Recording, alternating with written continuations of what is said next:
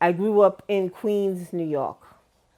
Um, I can recall riding my bike up and down the street. There was a park by my house, and I used to ride my bike around the corner into the park and around the park and back. The kids played together. We played on the block. We knew everybody. All the neighbors knew us.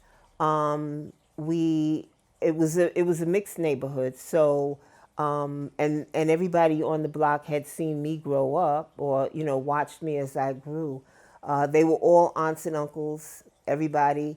And we were a reflection of our homes and our families and our community. Wow, since I moved here, there has been a lot of building that has gone on, and gentrification. Gentrification has really changed everything in this neighborhood. It has the mom and pop stores are gone. It is safer because we have not City Point, but Metrotech.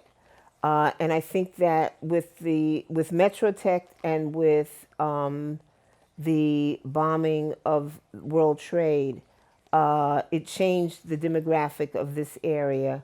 I remember when Metrotech first opened, they had security guards a security staff that would follow people who were going to the Long Island Railroad.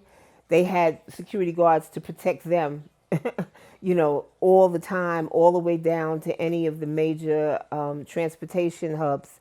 And by doing so, it did help us because everybody had security on that level. I think that it's very unfortunate that children who grew up in the neighborhood cannot come back because the cost is way too high. I think the fact that as long as there continues to be a mixture of cultures, I think that's positive. But I think it's unfortunate that the kids can't come back. I assume the quality of life has improved. However, as I'm getting older, I'm realizing that I don't want to be here anymore. I think it's way too many people. It's too crowded, and it's the hub of everything, and everything is right on top of you. Coming from a neighborhood where a suburb of the city, I always wanted to be in this environment growing up, but now that I'm older, I want a little peace and quiet. So I think it's too crowded. I think that working the way I do in the field that I do, I realize that the underclass, there are people who have tremendous needs that are not their needs are not being filled in New York City, and I don't think that any real programs are out there in order to achieve those goals, or their own personal goals, ways of getting out of the rut of being poor. So that's it. I see that it's becoming a class system where you have those who have nothing and those who have everything. Middle class is disappearing. The funding, the cash assistance that is given to people who are on public assistance is nowhere near the actual rents and cost of living in New York City. It's not even close. And so what you end up having are people who have to do things which would appear to be fraud in order to survive.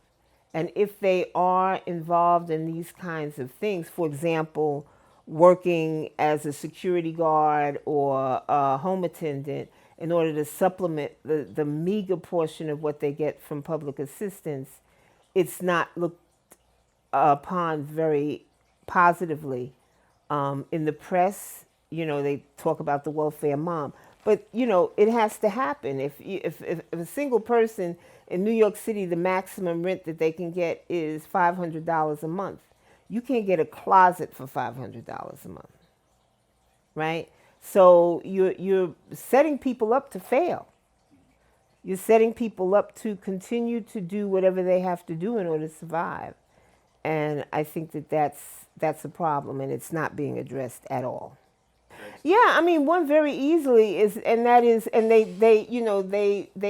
pay lip service to this, but there are rules that require new buildings to have affordable housing in those buildings. The problem is, you could have a dwelling that has 1,500 apartments, but only 5 have to be affordable.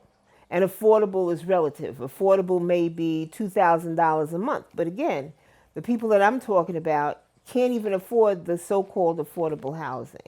So I think that there should be some changes with respect to that. I think that I think that perhaps the city should purchase these apartments, a certain number of apartments in these housing developments, and then pay the rent with the understanding that it's only going to be a certain amount. You know, these developers are getting tax breaks for building these homes, but they're not giving the people the break that they need.